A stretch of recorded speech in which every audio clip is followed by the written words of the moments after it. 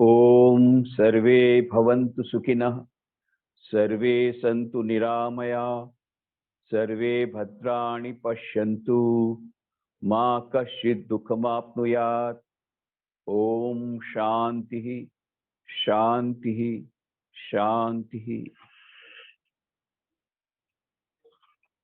आदरणीय डॉक्टर श्री भरत भाई शाह एवं विनोबा आश्रम और निसर्गोपचार केंद्र वडोदरा के अन्य ट्रस्टीगण, अन्य महानुभावों, माताओं, बहनों, भाइयों एवं प्यारे मित्रों, मुझे बड़ी प्रसन्नता है कि आज फिर से एक बार निसर्गोपचार केंद्र के द्वारा आयोजित कार्यक्रम में सम्मिलित होने का अवसर मिला है। अंतर केवल इतना है, इसके पहले के सभी कार्यक्रम ऑफलाइन थे और यह कार्यक्रम ऑनलाइन है। ये पेंडेमिक की वजह से, कोरोना वायरस पेंडेमिक की यह देन है। मैं किसी एक विशेष कार्यक्रम से यहाँ रायपुर आया हूँ। वैसे तो राजकोट में ही रहता हूँ, परंतु अचानक मुझे आना पड़ा यहाँ रायपुर छत्तीसगढ़ में। परंतु क्योंकि मैंने वचन दिया था कि इस तारीख को इस समय मैं दूंगा, तो अभी बहुत अधिक व्यस्तता होने के कारण मैंने पहले तो सोचा था कि शायद मैं जुड़ नहीं पाऊंगा। फिर भी प्रभु की असीम कृपा से ये संभव हो पाया है। हमारी यहाँ की विवेकानंद विद्यापीठ जो रायपुर में है, उनके सौजन्य से यह ऑनलाइन जुड़ना संभव हो पाया है। तो सबसे पहले मैं तो विनोबा आश्रम निसर्गोपचार केंद्र को हार्दिक बधाई देना चाहूँगा। विशेषकर डॉक्टर भरत भाई शाह को हार्दिक बधाई देना चाहूँगा। इतनी अच्छी प्रवृत्तियां कर रहे हैं, मैंने स्वयं उन प्रवृत्तियों को देखा है और उसका टेस्ट भी लिया है। ऐसा नहीं कि केवल बाहर से देखा है। I have taken the subjective measurement also. तो मैं वहां पर था भी कुछ समय के लिए। तो वहां की सेवा की भावना, अत्यंत उदात्त सेवा की भावना और बहुत ही सुंदर रिजल्ट, ये सब भी देखा है। और अभी जब लोग पेंडेमिक के कारण परेशान है, तब ऑनलाइन कार्यक्रमों के द्वारा यह जो एक सीरीज ऑफ प्रोग्राम्स का आयोजन हुआ है, उसके लिए भी मैं बधाई देना चाहूंगा। और मुझे यह पूरा विश्वास है, इन सब कार्यक्रमों के माध्यम से लोगों का जो तनाव है वह दूर होगा, अंत तो कम होगा, और भी इस तनाव से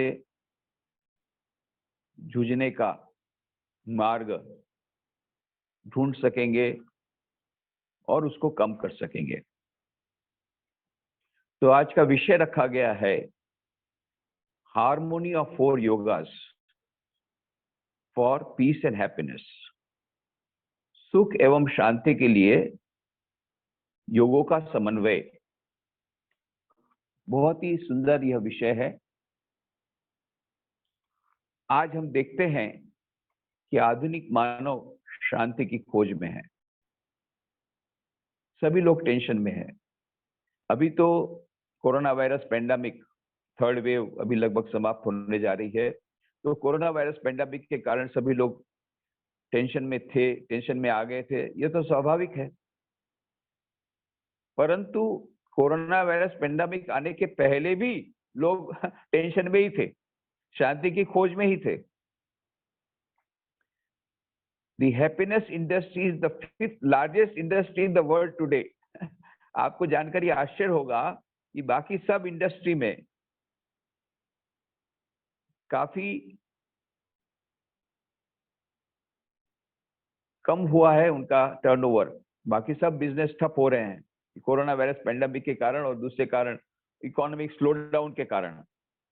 पर एक इंडस्ट्री है वो बहुत आगे बढ़ रही है, वो है हैप्पीनेस इंडस्ट्री। सभी को सुख और शांति चाहिए, और इसके लिए जो सेमिनार्स, वर्कशॉप, हैप्पीनेस वर्कशॉप्स, फिर स्ट्रेस मैनेजमेंट के कार्यक्रम, वर्कशॉप्स, फिर योगा ध्यान के ऊपर के कार्यक्रम, योगा मैट और इनके सबके जो इक्विपमेंट, ये सब मिल मिला करके जो हैप्पीनेस इंडस्ट्री है, yoga industry including the yoga industry, ये one of the most thriving industries, 5th largest industry in the world हो गया। इसी से आपको लगेगा कैसे सभी लोग सुख शांति की खोज में भटक रहे हैं। और सभी लोग टेंशन में हैं और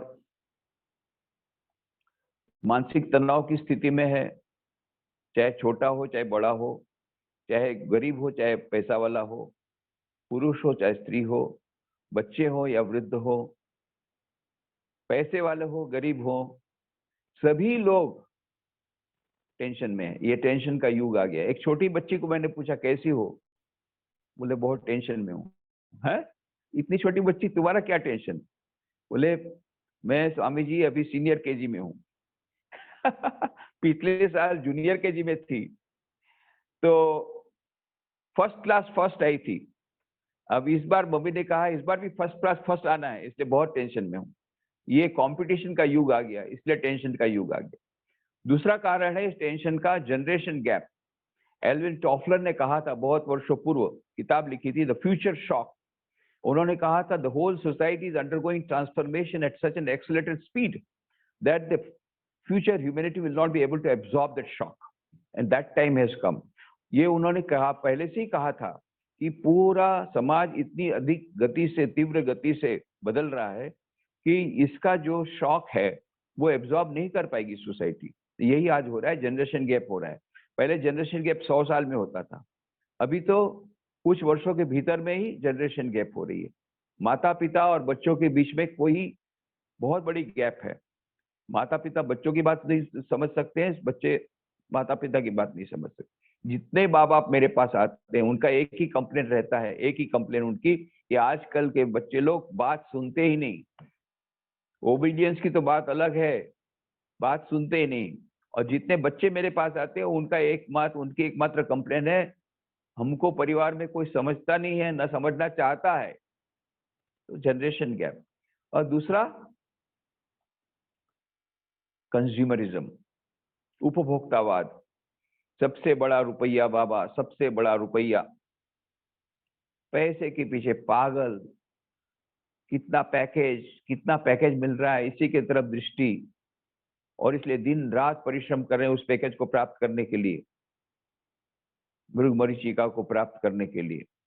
बाद में हाथ में कुछ नहीं आता है, हाय हाय हाय हाय करके मर जाते हैं। बहुत सुंदर उदाहरण दिया है। एक किताब है डाना जोहार की, SQ spiritual intelligence the ultimate intelligence, जिसमें उन्होंने कहा neurologically, physiologically, psychologically, biologically, from every point of view there is a concluding evidence, there is something called SQ which is the basis of both IQ and EQ. What is IQ? Intelligence quotient. IQ will tell you how to play the game of life. What is EQ? EQ will tell you how to play the game of life under changed circumstances with changed strategies.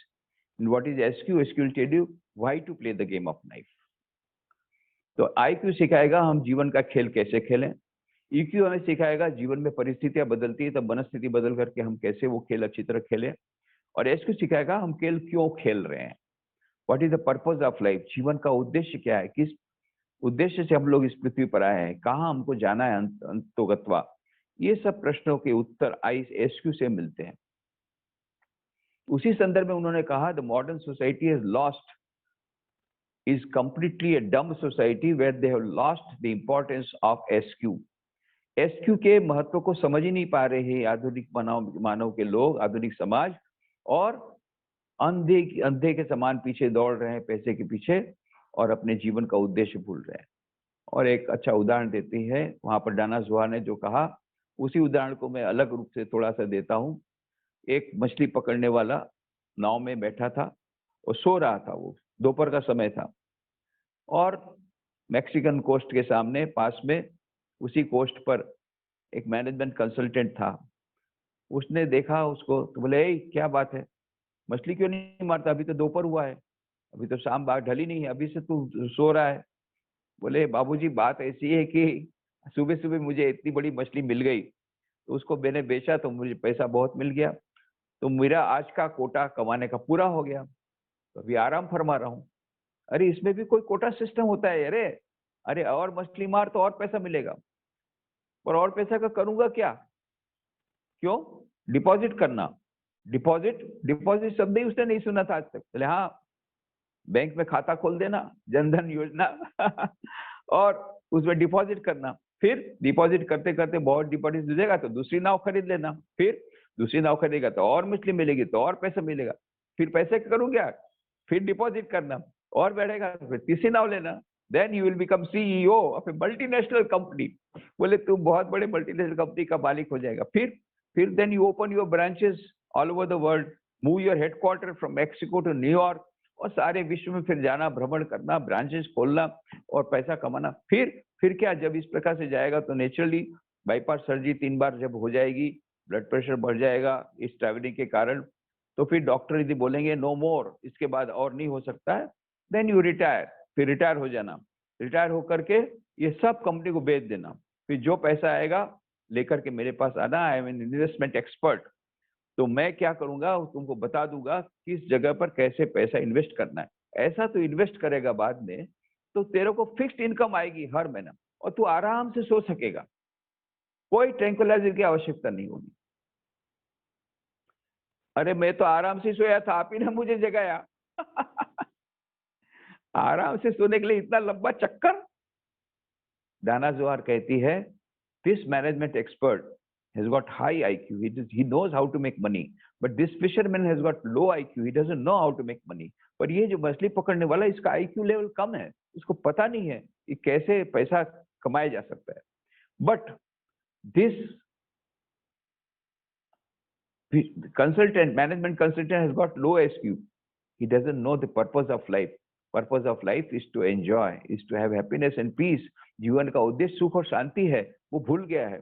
ये मछली पकड़ने वाला पास SQ ज्यादा है उसके पास, वो जानता है जीवन का उद्देश्य सुख और शांति प्राप्त करना है। ये तो एक आख्यायिका है। इसका मतलब ये नहीं कि हम पैसे कमाने के लिए हम प्रयत्न न करें, पर कहने का मतलब द प्रायोरिटीज ऑफ लाइफ।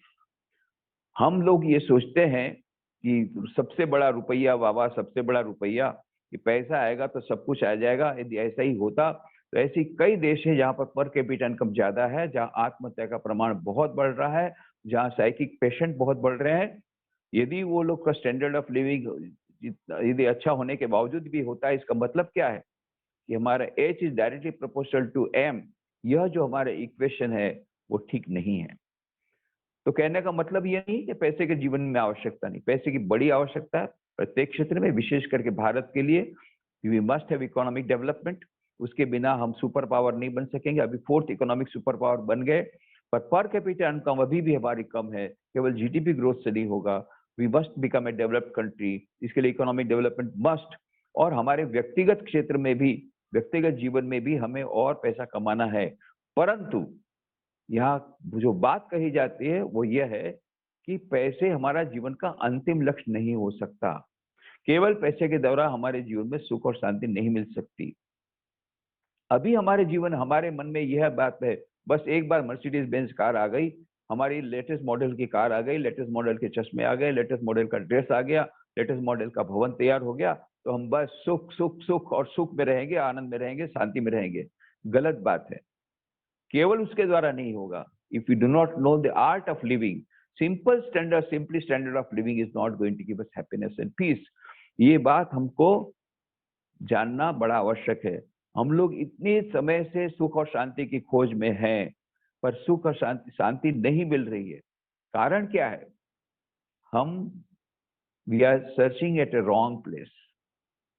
एक बुढ़िया थी, रो रही थी, तो किसी भले आदमी ने कहा बुढ़िया रो के देख लो बेटा मेरी सुई खो गई, तो उसमें रोती क्या है, चल मैं खोज देता हूँ। उसने भी खोजा, बहुत खोजा, उसको भी नहीं मिली। फिर उसको ट्यूबलाइट हुई। अच्छा कहाँ खो गई थी? बेटा भीतर कमरे में खो गई थी। अरे तू तो बाहर बरामदे में देख रही है। बेटा वहां अंधेरा है, यहाँ उजाला है, इसलिए यहाँ देख रही हूँ। हजारों साल तक देखो, सुई नहीं मिलेगी। कोई है भीतर में, ढूंढ रही है बाहर में, कभी नहीं मिलेगी। ये हम सब की कहानी है। शाश्वत सुख और शाश्वत शांति का स्रोत हमारे प्रत्येक मनुष्य के भीतर में है। और हम कहाँ ढूंढ रहे हैं उसको? लेटेस्ट मॉडल के मोबाइल में, लेटेस्ट मॉडल के ड्रेस में, लेटेस्ट मॉडल के भवन में। कभी नहीं मिलेगी। एष सर्वेषु भूतेषु गुणो आत्मा न प्रकाशते दृश्यते त्वग्रया बुद्धिया सूक्ष्मया सूक्ष्मदर्शी भी। प्रत्येक मनुष्य के भीतर में वो दिव्य आत्मा है जो अत्यंत सूक्ष्म है। यह कठोपनिषद की बात है। और फिर क्या कहा? नित्यो नित्यानाम चेतनश्चेतना नाम एको बहुनाम यो विदधाति कामान तम आत्मस्थम येनु पश्यन्ति धीरा तेषाम शांति शाश्वती नेतरेषाम। यह जो नित्य आत्मा है उसके भीतर में परम नित्य आत्मा है। जो चैतन्य तत्व है उसके भीतर में परम चैतन्य तत्व है। वह जो परमात्मा सबके भीतर में है, उस परमात्मा का जिसने दर्शन किया, जिसने दर्शन नहीं किया, उसको कभी शांति नहीं मिल सकती, परमानेंट शांति नहीं मिल सकती, शाश्वत शांति नहीं मिल सकती। नित्यो नित्यानाम चेतनश्चेतना नाम एको बहुनाम यो विदधाति कामान तम आत्मस्थम। आत्मा के भीतर में अवस्थित उस परमात्मा के दर्शन जिसने नहीं किए, तम आत्मस्थम येनु पश्यन्ति धीरा। जो धीर व्यक्ति उसका दर्शन कर लेते हैं, तेषाम शांति शाश्वती, उसी को शाश्वत शांति मिलती, नेतरेषाम, दूसरों को नहीं मिलती है। यह कठोपनिषद की वाणी है। और इसीलिए कबीर ने कहा, मोको कहाँ तू ढूंढे बंदे, मैं तो तेरे पास में, खोजोगे तो अभी मिलूंगा पल भर की तलाश में। अरे शाश्वत शांति और सुख का स्रोत तो भीतर में है और हम बाहर ढूंढ रहे हैं।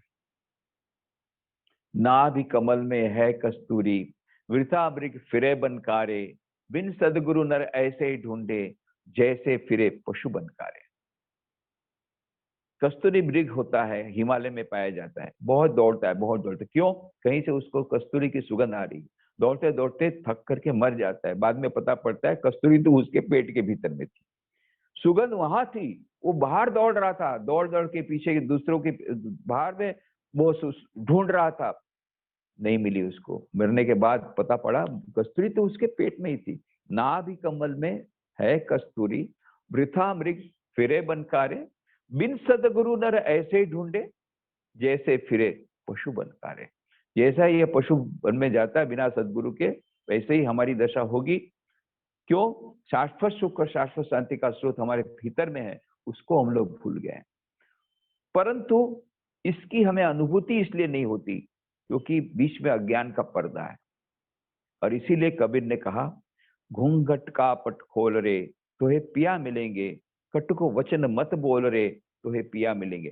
तुझे प्रियतम के दर्शन अवश्य होंगे, पर घूंघट का पट खोलना पड़ेगा, अज्ञान का पर्दा खोलना पड़ेगा, अहंकार का पर्दा दूर करना होगा। ये अहंकार का पर्दा दूर कैसे होगा? उसके 4 उपाय हैं। 4 तो स्वामी विवेकानंद जी ने राजयोग के ग्रंथ में ये पूरे योग का निचोड़ दे दिया, 4 योगों का निचोड़ देते हुए कहा, और सारे ज्ञान का पूरा निचोड़ देते हुए क्या कहा? Each soul is potentially divine. प्रत्येक मनुष्य के भीतर में दिव्य आत्मा विराजमान है, दिव्यता विराजमान है। Each soul is potentially divine. The goal of human life is to manifest this divinity within by controlling nature, external and internal. Do this either by work or worship or psychic control or philosophy, by one or more or all of these, and be free. This is the whole of religion. Doctrines, dogmas, rituals, temples, churches, mosques are but secondary details. क्या कहा स्वामी विवेकानंद जी ने? प्रत्येक मनुष्य में दिव्यता विराजमान है, परंतु वो अभिव्यक्त नहीं हुई है। पोटेंशियली डिवाइन है दिव्यता, सुषुप्त रूप से विराजमान है, सुषुप्त रूप से। तो अब क्या करना है? जागृत उसको करना है। The goal is to manifest, उसको अभिव्यक्त करना है, is to manifest this divinity. उस दिव्यता को अभिव्यक्त करना है पहले से। हमको इंपोर्ट नहीं करनी दिव्यता, किसी को इंपोर्ट नहीं कर। प्रत्येक मनुष्य के भीतर में, irrespective of caste, creed, colour, religion, nationality, प्रत्येक मनुष्य के भीतर में वो दिव्यता विराजमान पहले से है, बाहर से नहीं लानी है, पर है, पर हमको उसकी प्रतीति इसलिए नहीं होती क्योंकि अभी वो अभिव्यक्त नहीं हुई है। It is in a potential form, kinetic form में नहीं, पोटेंशियल फॉर्म में। Potential energy, kinetic energy. Potential energy रहती है, वो दिखती नहीं है, काइनेटिक एनर्जी दिखती है, तभी वो पोटेंशियल है। तो क्या करना क्या है, उसको अभिव्यक्त करना है, बस इतना ही करना है। बाहर से नहीं कहीं से लाना है, इंपोर्ट भी नहीं करना है, नो इंपोर्ट लाइसेंस नीडेड। आपको बस मैनिफेस्ट पर करना है, अभिव्यक्त करना है। तो ये अभिव्यक्ति आएगी कैसे? दो उपाय हैं, by controlling nature external and internal. बाह्य एवं अंतर प्रकृति को वशीभूत करके हम इस दिव्यता को अभिव्यक्त कर सकते हैं। तो ये कैसे होगा?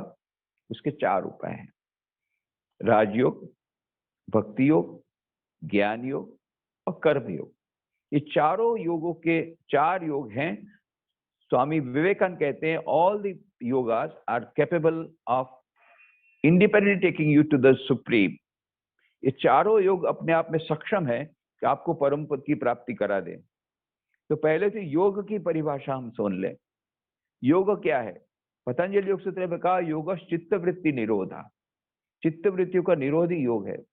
परंतु योग आया है शब्द युज धातु से। संस्कृत में युज का मतलब क्या होता है? जोड़ना।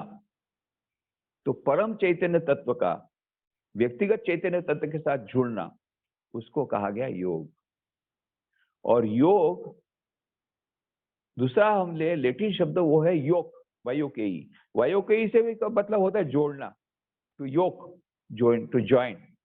दिव्य हमारे भीतर में जो व्यक्तिगत चैतन्य तत्व है, उसका वैश्विक चैतन्य तत्व के साथ जो मिलन होता है, उसी को योग कहते हैं। कहने का मतलब, जब हमें आत्म साक्षात्कार होता है, जब हमारे भीतर की दिव्यता प्रकट हो जाती है, तब क्या होता है? शाश्वत सुख, शाश्वत शांति, अनंत सुख, अनंत ज्ञान, अनंत आनंद हमें मिल जाता है। कैसे? योग के द्वारा। तो योग है, योग का उद्देश्य केवल योगासन नहीं है, योग का उद्देश्य केवल शारीरिक स्वास्थ्य नहीं है, वो बहुत आवश्यक है। शरीर माध्यम खलु धर्म साधनम, उसमें कोई मिनमेक नहीं है, उसमें अवश्य ये करना चाहिए। परंतु that is not all, that is only one of the advantages of yoga. योग का अंतिम उद्देश्य क्या है? अंतिम योग है, उद्देश्य है उस दिव्यता की अभिव्यक्ति, जिससे अनंत सुख मिले, अनंत ज्ञान मिले, अनंत आनंद मिले और शाश्वत सुख मिले, शाश्वत शांति मिले, शाश्वत आनंद मिले। ये योग का चरम लक्ष्य है, इसको भूलना नहीं है। तो we are this ending up in a very small type of package. यदि हम केवल उसके लिए शरीर स्वास्थ्य, शारीरिक स्वास्थ्य के लिए योग का उपयोग करते हैं, तो हमने बहुत कम में अपने आप को हमने एग्री कर दिया, हमने अपना डील कर दिया। If you really want to have a profitable deal, तो हमको अनंत सुख, अनंत ज्ञान, अनंत आनंद ये योग दे सकता है। तो पहला है राजयोग। राजयोग है पतंजलि योग सूत्र के ऊपर आधारित है, जिसमें कि अष्टांग योग भी उसको बोलते हैं। अष्टांग योग, उसके 8 स्टेप हैं, 8 सोपान हैं।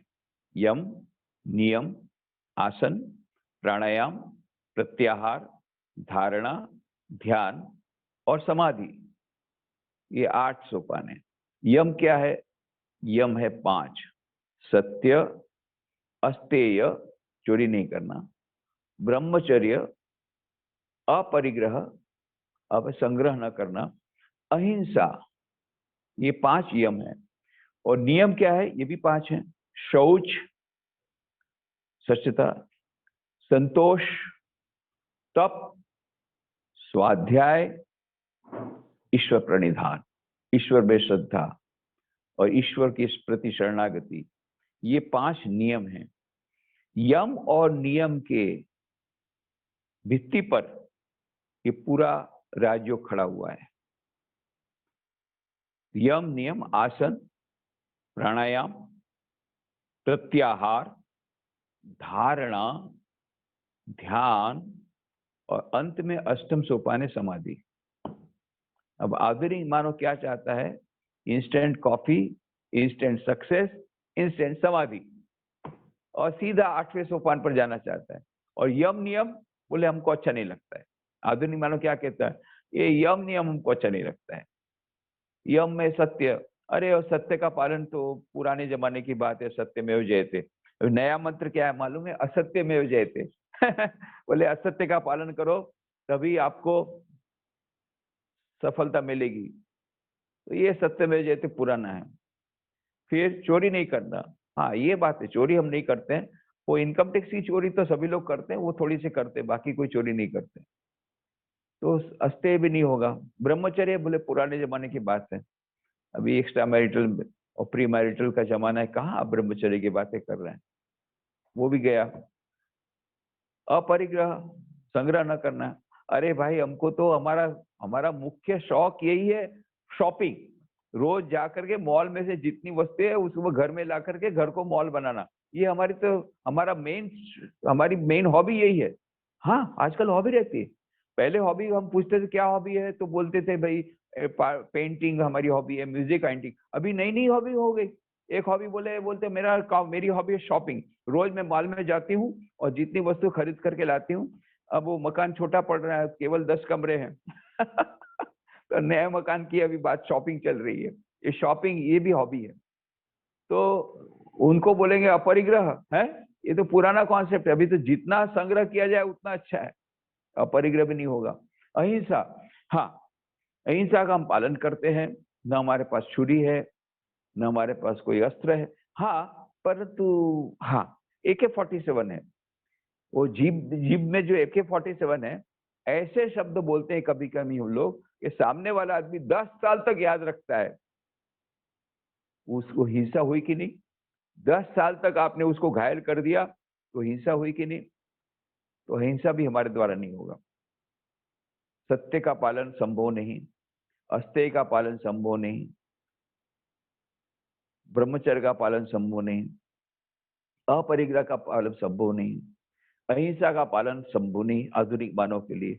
शौच संभव नहीं है, बाह्य अंतर सूची दोनों चाहिए, केवल बाह्य नहीं। अभी तो बाह्य भी छोड़ा, बाह्य भी नहीं लगते हैं। आजकल के स्टूडेंट्स आप देखिए तो उनका जाके हॉस्टल में उनका कमरा देखना, अरे बाबा रे बाबा, कमरा देखने से पता लगेगा सोच क्या होता है, स्वच्छता क्या होती है। अस्वच्छता का चरम सीमा आपको मिलेगी, अस्वच्छता की चरम सीमा। एकदम इधर उधर सब पटका हुआ है, कुछ देखने का नहीं। कमरे इन लोग के देखते हैं आजकल मॉडर्न स्टूडेंट्स के, तो स्वच्छता तो रहती ही नहीं है। और आंतरिक स्वच्छता तो बहुत बड़ी बात है, बाह्य स्वच्छता भी नहीं रहती है। तो शौच नहीं है, संतोष किसी को नहीं है। अभी तो motivational speakers, never be satisfied, infinite should be your goal. और आगे और आगे, गो फॉरवर्ड, और चाहिए और चाहिए और चाहिए। You should never be satisfied. High goal, high dream, dream high, and if you can not reach commit suicide. ये मोटिवेशनल स्पीकर्स हाई पर अभी किस धरातल पे वहां से शुरू करना वो नहीं बोलते हैं, बस जाओ बाहर, ऊपर जाओ ऊपर जाओ ऊपर जाओ। पर फाउंडेशन की परवाह मत करो, डायरेक्ट 7th फ्लोर में जंप करो। No preparation, no foundation. और बिल्डिंग 7th फ्लोर का ऑलरेडी कंस्ट्रक्शन शुरू हो गया, 7th फ्लोर का, और नीचे के 6 फ्लोर का कुछ किया ही नहीं, तो गिरना ही है। फिर फ्रस्ट्रेशन होना ही है, फिर सुसाइड होना ही है। No preparation, no foundation. ये संतोष बिल्कुल नहीं है, संतोष बिल्कुल मत रखना, यही मोटिवेशनल स्पीकर बोलेंगे। तो शौच नहीं होगा, संतोष, तप तो आजकल के जमाने नहीं होगा भाई। ये तप हमारे बस का बात नहीं। हमको तो कंफर्ट चाहिए, नो कंफर्ट भी पुराना हो गया। Luxury, I want luxurious apartment, I want luxurious car, Mercedes Benz से कम मुझे चाहिए नहीं। हालांकि अभी तो मर्सिडीज बेंज कार भी अभी समुद्र में है। डाल देता है। एक लड़के का अभी आया केस, हम तो आश्चर्यचकित हो गया। न्यूज आइटम आई कि एक लड़के को उसके पिताजी ने बर्थडे गिफ्ट दिया, उसको जागुआर चाहिए थी, उसने दिया मर्सिडीज बेंज। वो जाके मर्सिडीज बेंज, इतना गुस्सा है मर्सिडीज बेंज को, समुद्र में फेंक करके आ गया। मर्सिडीज बेंज वो कार को फेंक दिया। अभी अमेरिका में नई जोक शुरू हुई। पहले बोलते थे कि देखो हमारे बच्चे वो भारत में खा नहीं सकते हैं, तो तुम लोग खाना वेस्ट मत करो, चलो बेचारे लोग खा नहीं सकते। अभी उल्टा बोलते हैं कि जाओ तुम लोग नहीं कमा सकते, जाओ भारत में मर्सिडीज बेंज वो लोग फेंक रहे हैं समुद्र में, जाओ मर्सिडीज बेंज लेके आओ समुद्र में से ढूंढ करके। इतने वहां के लोग एफ्लुएंट हो गए हैं भारत में। ऐसे ऐसे भी मजाक के अभी जोक्स आ रहे हैं। जो भी हो, तो ये मर्सिडीज बेंज कार, तब हमको लग्जरियस चाहिए, सब कुछ लग्जरियस चाहिए, तब की बात छोड़ दो। स्वाध्याय टाइम नहीं है। Where is the time? Time, time, what do you say? रोज 5 मिनट हमको स्वामी जी की किताब पढ़नी पड़ेगी? Never never never. हमारे पास 1 सेकंड नहीं है। क्या आप स्वाध्याय की बात कर रहे हैं? आधुनिक मानव के पास स्वाध्याय के लिए समय नहीं है। ईश्वर प्रणिधान, ईश्वर में विश्वास नहीं तो ईश्वर प्रति शरणागति का भाव कैसे आएगा? तो यम हमारे द्वारा होगा नहीं, नियम हमारे द्वारा होगा नहीं। और चाहिए क्या? कुंडलिनी जागरण एकदम। और कब? एक रात में, रातों रात कुंडलिनी जागरण। और कुंडलिनी जागरण कराने वाले भी हैं। $500 में एक इंस्टेंट समाधि, बोलो। कर लेने वाले भी हैं, देने वाले भी। Not possible sir, impossible. कीमत पूरी चुकानी पड़ेगी। ₹1.5 में आपको सेल चाहिए तो मिलेगा बाजार में। फिर बोलना मत कि 1 घंटे में क्यों बंद हो गया। अच्छा सेल चाहिए, बैटरी चाहिए, तो पूरी प्राइस पे करो और अच्छी कीमत से आज ही अच्छा सेल खरीदो, और नहीं तो रोओगे, पछताओगे। उसी प्रकार से हमको शाश्वत सुख, शाश्वत शांति चाहिए, हमको योग चाहिए। योग चित्तवृत्ति निरोध तक पहुंचना है, समाधि तक पहुंचना है। यू हैव टू पे द प्राइस। कीमत चुकानी पड़ेगी, यम नियम का पालन करना पड़ेगा। यम नियम के फाउंडेशन के बिना जो इमारत होगी, वो इमारत आपको आत्महत्या के सिवा दूसरा कोई उसका विकल्प नहीं होगा बाद में आपको। इसलिए बहुत सावधान। स्वामी विवेकानंद राजयोग के ग्रंथ में शुरुआत में ही ये चेतावनी दे दी कि कई लोग राजयोग पढ़ करके बहुत अच्छा लगता है। उन्होंने कहा है, without the personal guidance of a personal teacher nobody should practice this what is been told. कि इसको प्रैक्टिस खुद से नहीं करना। कई लोग बाद में हमारे पास आते हैं कि उसका दिमाग ये हो गया, उसकी कुंडली ऊपर चली गई, नीचे नहीं आ रही है। भैया किसने बोला था धक्का मारकर ऊपर चढ़ाने के लिए? ऐसे कई केसेस आ रहे हैं, टेलीफोन आ रहे हैं कि मेरी कुंडली ऊपर चढ़ गई, नीचे नहीं उतरी, मैं क्या करूं? किसी किसी एक जन ने कहा कि मेरे को सारे दिन रात साफ साफ साफ नजर आते हैं। बोला भाई ध्यान तो अभी बंद करो तो थोड़ा सा, you be a normal man first. पहले तो नॉर्मल बनो, उसके बाद में, नहीं तो सुपर नॉर्मल बनते बनते अब नॉर्मल बन जाओगे। बन ही गया है वो तो। धीरे से फिर उसको ध्यान में तो बंद कराया, अभी कुछ कुछ ठीक हुआ है। तो जो भी हो, ये इतने सारे धोखे घड़ी भी चल रही है धर्म के नाम पर, ये भी एक कारण है। पर ये बात हमको पक्का निर्णय करना पड़ेगा। वी हैव टू पे द फुल प्राइस। यम नियम के फाउंडेशन पर ही राजयोग खड़ा हुआ है, अष्टांग योग खड़ा हुआ है। समाधि का आनंद चाहिए तो पहले यम नियम का पालन करना पड़ेगा, फिर आसन प्राणायाम, फिर प्रत्याहार, फिर धारणा, फिर ध्यान, फिर समाधि। ये छोटी छोटी बात नहीं है। अभी हम लोग जो करते हैं वो ध्यान नहीं है, वो प्रत्याहार है। प्रत्याहार किसको बोलते हैं?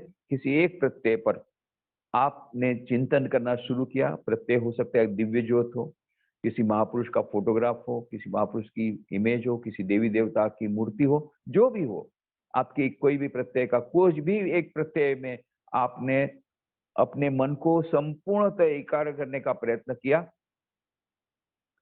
तो क्या होता है? जैसे ही मन में थोड़ा सा गया, फिर मन भागता है, फिर उसको पकड़ के लाए, फिर न्यूयॉर्क भगा, फिर पकड़ के लाए लंदन भगा, फिर पकड़ के लाए मुंबई भगा, फिर पकड़ के लाए। यही चल रहा है। अभी हम लोग जो ध्यान करते हैं वैसे ही ध्यान है। बैठे चिंतन कर रहे, फिर मन भग गया, फिर उसको पकड़ के लाए, फिर लग भग गया। इसका नाम प्रत्याहार है, ध्यान नहीं है। ये प्रत्याहार के बाद है धारणा। 12 सेकंड तक, 12 सेकंड बिना किसी विक्षेप के, कंटिन्यूअसली, लगातार यदि एक ही प्रत्यय पर हमारा मन केंद्रित हो गया, एकाग्र हो गया, तो उसको बोलते हैं यह धारणा। और 12 सेकंड्स इंटू 12 सेकंड, 144 सेकंड, इतने माने 144 सेकंड, उतनी देर तक, 144 सेकंड तक आपका मन एकाग्र रहा एक प्रत्यय पर लगातार, एक भी क्षण के लिए इधर नहीं जाना चाहिए, तब वो ध्यान कहलाता है।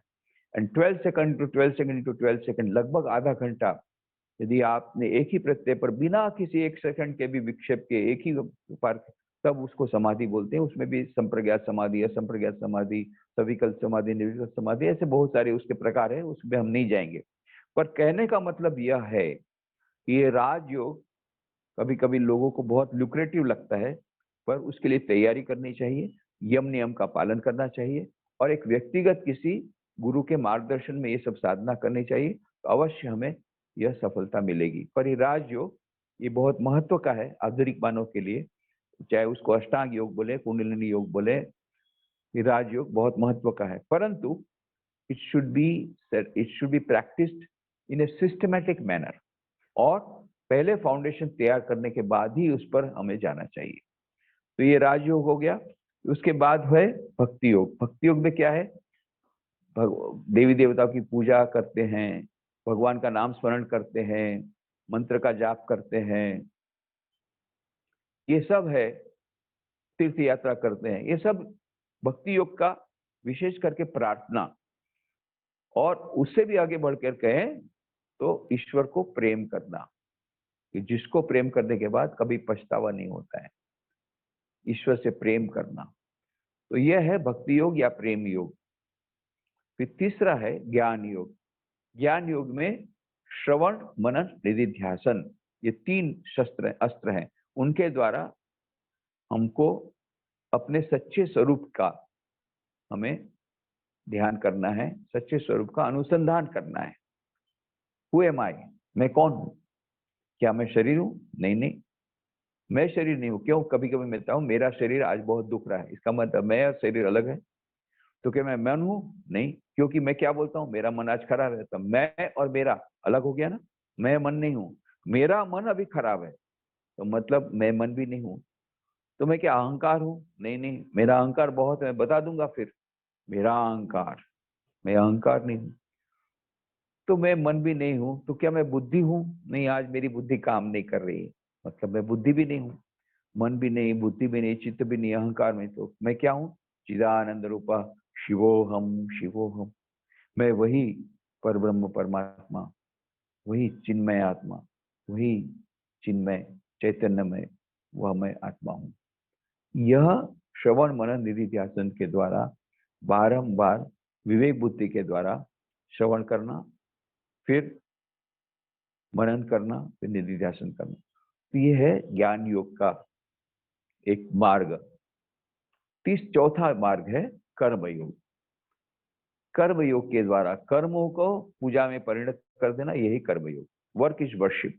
जो भी काम हम करते हैं, यदि हम ईश्वर समर्पित बुद्धि से करते हैं और कर्म के फल हम ईश्वर को समर्पित कर देते हैं, तो यह कर्म योग हो जाता है।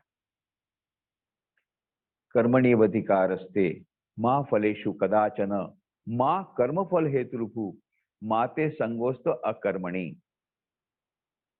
क्या कहा भगवत गीता में? भगवान श्री कृष्ण ने कर्मण्येवाधिकारस्ते, हे अर्जुन तेरा कर्म में अधिकार है, फल में कदापि नहीं है। तो क्या कर, तू अपना मन कर्म में लगा, फल की चिंता मत कर, फल तुझे अवश्य मिलेगा, पर उसकी चिंता भी मत कर। कर्म का सिद्धांत ही जैसा करोगे वैसा मिलेगा, जैसा बोओगे वैसा मिलेगा, तो चिंता क्यों करता है? तेरा पूरा का पूरा ध्यान कर्म करने में लगना चाहिए। कर्मण्येवाधिकारस्ते मां फलेषु कदाचन मां कर्मफल हेतुर्भु माते संगस्त अकर्मणि मां फलेषु कदाचन। यह सिद्धांत है कर्मयोग का। और बुद्धि युक्त जहातीह उभे सुकृत दुष्कृते तस्मात् योगाय युज्यस्व योगा कर्मसु कौशलम। यह योग है, वो कर्म की कुशलता को ही योग कहा है।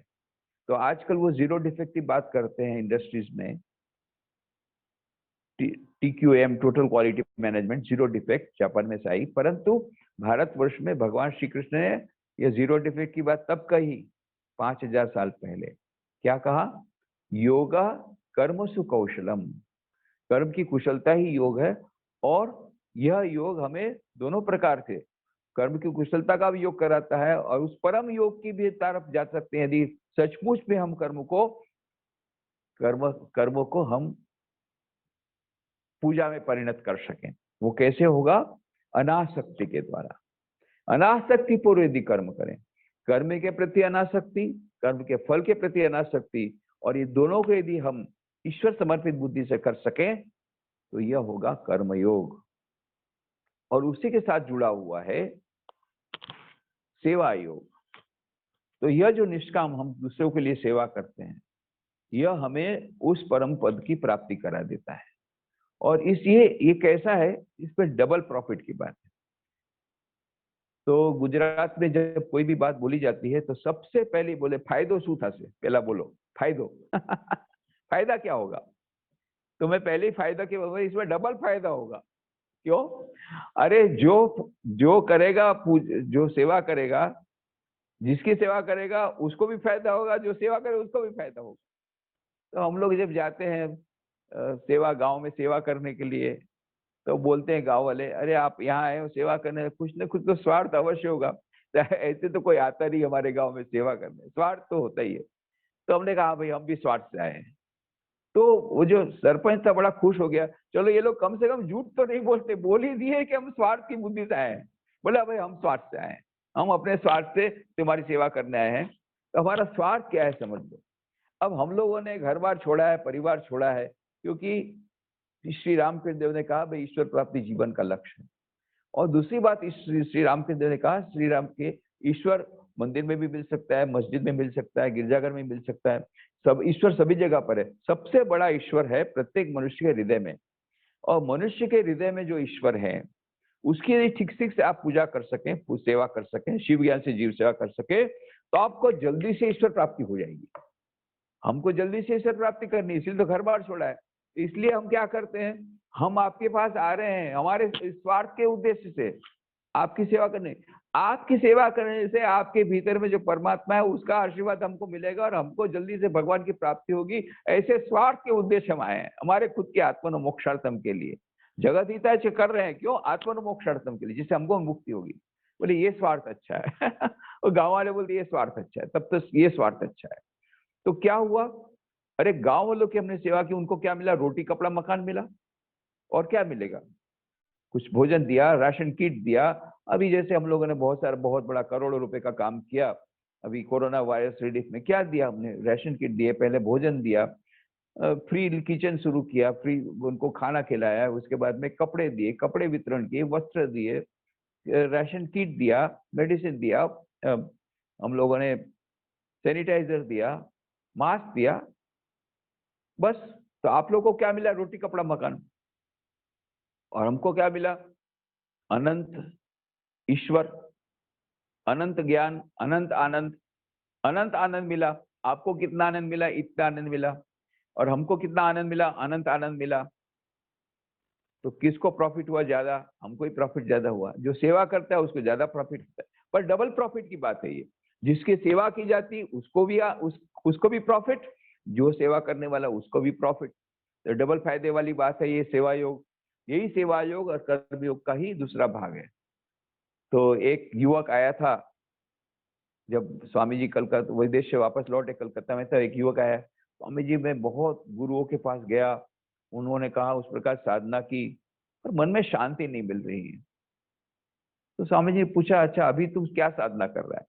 बोले अभी जो लेटेस्ट गुरु ने बताया, आजकल गुरु बदलने की भी, जैसे लोग गाड़ी बदलते हैं ऐसे, और मोबाइल तो बदलते हैं 1 साल में, गाड़ी बदलते 2 साल में, तो ऐसे ही गुरु भी बदलते हैं 1-2 साल में। तो बोले अच्छा लेटेस्ट गुरु ने अभी जो बताया वो कर रहा हूँ मैं। क्या? बोले मैं खिड़की दरवाजे सब बंद कर देता हूँ, फिर मैं आंखों को बंद कर देता हूँ, फिर उसके बाद में मेरे मन को विचारों से शून्य करने का प्रयत्न करता हूँ, कंप्लीट शून्य करने का प्रयत्न। ऐसा मैं बहुत टाइम से कर रहा हूँ पर शांति नहीं मिल रही। स्वामी जी का वश, यदि मेरी बात सुनेगा तो पहले खिड़की दरवाजे खोल और आंखें खोल, देख पास में कौन गरीब है उसको रोटी का टुकड़ा दे, देख पास में कौन बीमार है उसको दवाई दे, तत्काल तुझे शांति मिलेगी। अरे ये जीवंत ईश्वर है, ये ईश्वर मंदिर में है, उसको तो वहां पर प्राण प्रतिष्ठा करनी पड़ती है। और ये कैसे है ईश्वर? ये तो जीवंत ईश्वर है। इसीलिए स्वामी विवेकानंद ने पत्र में लिखा था, बहुत ही प्रेरणादायी पत्र लिखा उसमें। अभी तक तुमने मंत्र सुने थे, मातृ देवो भव, पितृ देवो भव, आचार्य देवो भव, अतिथि देवो भव। अब मैं तुम्हें नया मंत्र सुनाता हूं जो आज के युग के लिए ज्यादा महत्व के। वो क्या है? रोगी देवो भव, दरिद्र देवो भव। रोगी नारायण की सेवा करो, दरिद्र नारायण की सेवा करो। क्यों? प्रत्येक मनुष्य के भीतर में दिव्य आत्मा विराजमान, प्रत्येक मनुष्य के भीतर में परमात्मा विराजमान। हम सब उसी परमात्मा के अंश हैं। शृण्वन्तु विश्वे अमृतस्य पुत्रा, आये धामानि दिव्यानि तस्तु, वेदाहमेतं पुरुषं महान्तम, आदित्य वर्णम तमस परस्तात्, तमेव विदित्वातिमृतिमेति नान्य पंथा विद्यते न। मैंने उस परम पुरुष को देख लिया है जिसको देखने के बाद सभी दुखों से निवृत्ति होती है। और फिर स्वामी जी ने कहा, अमेरिका में शिकागो विश्व धर्म सभा में ये मंत्र सुनाया, श्वेता क्षेत्र उपदेश का। फिर क्या कहा? हे अमेरिका वासी भाइयों बहनों, मैं भी तुम्हें इसी नाम से संबोधन करना चाहता हूँ। क्या? अमृतस्य पुत्रा, ये the children of immortal bliss, Holi and perfect beings, ये divinities on earth, sinners, it is a sin to call him and so. It is a standing liable on human nature. Come up, alliance, and shake up the delusion that you are sheep. Your souls immortal, spirits free, blessed and eternal. Ye are not matter, ye are not bodies. Matter is servant, not ye the servant of matter. Oh, अमेरिकावासी भाइयों बहनों, तुम तो अमृत की संतान हो, शाश्वत सुख के भागीदार हो। तुम भला पापी? वेदांत कभी पाप की बात स्वीकार नहीं करता, वेदांत को भूल की बात स्वीकार करता है। और सबसे बड़ी भूल तो तुम कब करते हो? जब कहता हूं मैं पापी हूं, मैं दुर्बल हूं, मैं नहीं नहीं नहीं। तुम्हारे भीतर में आत्मा की अनंत शक्ति विराजमान है। तुम तो अमृत की संतान हो, शाश्वत सुख के भागीदार हो। ओ शेरो, इस मिथ्या भ्रम को झटक करके फेंक दो कि तुम भेड़ हो। तुम भेड़ नहीं हो, तुम शेर हो। तुम अजर अमर आत्मा हो, तुम्हारे भीतर में आत्मा की अनंत शक्ति विराजमान है। यह स्वामी जी ने संदेश दिया था शिकागो धर्म सभा में। और बाद में अमेरिका में 3.5 वर्षों तक रहे इसी वेदांत के प्रचार प्रसार के लिए। यह संदेश उन्होंने सुनाया कि आज हम सब के भीतर में वो दिव्य आत्मा विराजमान है, जिसमें अनंत शक्ति विराजमान है, अनंत दिव्यता विराजमान है।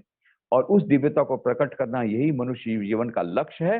और उस लक्ष्य को प्राप्त करने के लिए 4 योग हैं।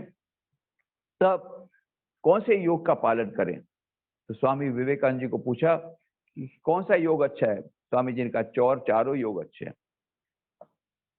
तो आपने कौन से योग का पालन किया? स्वामी जी ने कहा मैंने चारों योग का एक साथ पालन किया। इसीलिए फ्रेंच मनीषी रोमर कहते हैं Swami Vivekananda rode on all the 4 horses together, चारों घोड़ों पर सवार एक साथ हुए। और स्वामी जी ने खुद ने भी कहा each yoga is independently capable of taking you to the supreme, but the better it is to combine all the 4 yogas. और सबसे अच्छा क्या होगा? हम चारों योगों को मिला दें। उससे क्या होगा? चारों योगों के फायदे मिलेंगे। और चारों योगों को पालन करने के समय में जो तकलीफें होती, जो डिफिकल्टीज होती, जो कठिनाइयां होती, वो दूर हो जाएगी। कैसे? जैसे कि राजयोग। अभी राजयोग का आपने केवल राजयोग का पालन किया, अच्छा 8 घंटा 10 घंटा ध्यान शुरू किया, फिर उसके बाद में क्या होता है? बस मेंटल हॉस्पिटल। क्यों? क्योंकि हमारे मन की वह कैपेसिटी नहीं है। आपने फाउंडेशन भी नहीं किया, यम नियम भी नहीं किया, सीधा गए ध्यान में और घंटों ध्यान कर लिया बिना प्रिपरेशन के। तो फिर ending up in mental hospital. ये डर है कि नहीं? तो क्या करो? उसमें सेवा योग मिला दो, सेवा योग या कर्म मिला दो। तो सुबह शाम ध्यान करो और सारा दिन सेवा करो। तो क्या होगा? राजयोग में जो एक डेंजर है of ending up in mental hospital, वो कम हो गया। साथ साथ में कर्मयोग भी आपने किया तो डबल फायदा हो गया। फिर केवल यदि कर्मयोग करते हैं मान लो, तो क्या होता है? डबल फायदा तो होता है, पर मन में अहंकार आ जाता है। देखा मैंने कितना बड़ा काम किया। और जहां अहंकार आया तो ज्ञान का पर्दा मोटा हो गया। तो मतलब फिर अभिव्यक्ति नहीं होगी। तो इसलिए क्या करना है? कर्म योग में भक्ति योग मिला देना है। भाई मैंने नहीं किया, ये तो परमात्मा की कृपा से हुआ है, मैं तो निमित्त मात्र हूँ। निमित्त मात्र भव सव्यसाचिन, ये तो भगवान ईश्वर ने सब कराया है। तो यह यदि मैं रखता हूं ऐसा भाव कि मैं तो निमित्त हूं, मैं तो केवल यंत्र हूं, तो अहंकार नहीं आएगा कर्मयोग का। तो कर्मयोग के अहंकार को दूर करने के लिए भक्ति योग मिलाओ। राजयोग के जो अत्यधिक अचानक कुंडली जागरण से जो हानि होती है उसको दूर करने के लिए उसमें कर्मयोग मिलाओ। फिर केवल भक्ति योग करने जाते हैं तो स्वामी जी बोलते हैं दे बिकम सेंटिमेंटल नॉनसेंस। फिर वो भावनाओं में बह जाते हैं और फिर उसमें अपने जो बुद्धि को लोग बेच देते हैं, दे बिकम इम्प्रैक्टिकल। इसलिए भगवान श्री रामकृष्ण देव ने कहा था भक्त हो भी तो हो भी, बोका हो भी क्या नो। अरे भक्त बनो पर मूर्ख क्यों बनते हो, कोई भी तुमको मूर्ख बना देगा, ऐसा नहीं होना चाहिए। भक्त भले बनो पर बुद्धि सतेज होनी चाहिए। तो केवल भक्ति योग में यदि ज्ञान योग मिला देते हैं तो वो भक्ति योग का जो भावना में बहने के कारण जो नुकसान होता है वो अटक जाएगा। अच्छा, केवल ज्ञान योग करे तो ज्ञान योग शुष्क है, उसमें भक्ति योग मिला दो तो वह उसकी शुष्कता दूर हो जाएगी। इस प्रकार से चारों योगों का यदि हम समन्वय करते हैं तो चारों योग का फायदा मिलेगा और चारों योगों के जो कुछ कुछ कठिनाइयां हैं वो दूर हो जाएगी। इसलिए स्वामी विवेकानंद ने कहा कि चारों योग का समन्वय करो, केवल 1 2 3 4 एक दिन चारों योग का समन्वय। और एक बात है, आजकल की लैंग्वेज में कहें कि अभी जो कितनी कंपनियां हैं इकोनॉमिक स्लोडाउन में खत्म हो रही है, कुछ कुछ लोगों का दिवाला निकल गया, कुछ कंपनियां बंद हो गई। तो कौन सी कंपनी अभी भी चल रही है? जिन्होंने अपनी कंपनी में प्रोडक्टिविटी रखा, जिनकी कंपनियां बहुत कुशलतापूर्वक चलाई जाती है। ये कंपनियां, ये प्रोडक्टिविटी कैसे बढ़ेगी? जब हमारा जो प्रोडक्शन है लोअर कॉस्ट पे होगा, क्वालिटी भी अच्छी रहेगी और कम कीमत पर हम यदि कुछ काम कर सकते हैं, कम कीमत पर अच्छी प्रोडक्ट क्वालिटी रखते हुए, तब जा करके हमारी प्रोडक्टिविटी बढ़ेगी। तो उसके लिए हमें क्या करना पड़ेगा? वो कुशलतापूर्वक वह काम करना पड़ेगा। तो यह जो प्रोडक्टिविटी उसको बढ़ाने के लिए हम लोगों ने इंडस्ट्री में ये जो काम किया, कुछ भी काम किया, तो उसका फल हमें अवश्य मिलता है। योगा कर्म से कौशलम का फल हमें से मिलता है। तो यह जो 4 योग जो हमने कहे, 4 योग के राजयोग कहा, ज्ञान योग कहा, भक्ति योग कहा और कर्म योग कहा। 4 योग के समन्वय से जैसे मैक्सिमम यूटिलाइजेशन ऑफ रिसोर्सेज कहा गया प्रोडक्टिविटी के लिए, ऐसे हमारे पास जितनी फैकल्टी है उसका मैक्सिमम यूटिलाइजेशन हो गया। जैसे हमारे पास हाथ है तो हाथ से हम कर्मयोग कर सकते हैं, ईश्वर का काम करें तो कर्मयोग हो गया। तो हमारे पास बुद्धि है ना, बुद्धि से हम विचार करें क्या सत्य क्या असत्य, तो ज्ञान योग हो गया। तो हमारे पास मन भी है ना, मन से हम भगवान का ध्यान करें, ध्यान योग हो गया, राजयोग हो गया। और हमारे पास हृदय भी है ना, ये हृदय क्या चाहता है? प्रेम चाहता है। कितना प्रेम चाहता है? अनंत प्रेम चाहता है, असीम प्रेम चाहता है।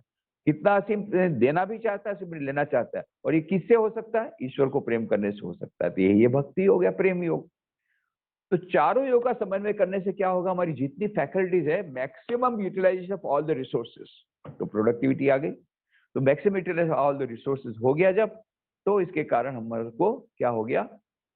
हमारी प्रोडक्टिविटी बढ़ गई उस क्षेत्र में। उसी प्रकार से हमें अच्छा से अच्छा रिजल्ट मिला, अच्छा से अच्छा हमें फल मिला। इसलिए स्वामी विवेकानंद कहते हैं चारों योगों को मिला दो, समन्वय 4 योग। तो ये कैसे हो सकता है? जैसे रामकृष्ण मठ मिशन के जितने सन्यासी या भक्त लोग क्या करते हैं, सुबह 5 बजे हमारे मंगल आरती होती, सब लोग मंदिर में आते हैं, मंगल आरती अटेंड करते हैं। मंगल आरती मतलब प्रार्थना टाइप का, तो यह भक्ति योग हो गया। फिर गीता पाठ होता है तो ज्ञान योग हो गया। फिर सब लोग ध्यान करते हैं तो राजयोग हो गया। फिर शाम को फिर से प्रार्थना होती है, खंडन भवबंधन जगबंधन वंदी तुम्हारे, स्वामी विवेकानंद ने खुद ने इस प्रार्थना को लिखा था, तो वो गाई जाती है तो भक्ति योग हो गया। फिर सब लोग रामकृष्ण वचनामृत आदि की इस पुस्तक का पाठ करते हैं, ज्ञान योग हो गया। फिर सब लोग ध्यान करते हैं शाम को भी, वो ध्यान योग हो गया, राजयोग हो गया। और सारा दिन कर्म योग। इस प्रकार से चारों योग का समन्वय यदि हम अपने जीवन में करते हैं, जैसे गृहस्थ हैं आप लोग गृहस्थ हैं, आप लोग स्टूडेंट हैं, आप ऑफिसर हैं, आप एग्जीक्यूटिव हैं, आप डॉक्टर हैं, तो आप क्या कर सकते हैं? यही कर सकते हैं, सुबह जल्दी से उठे।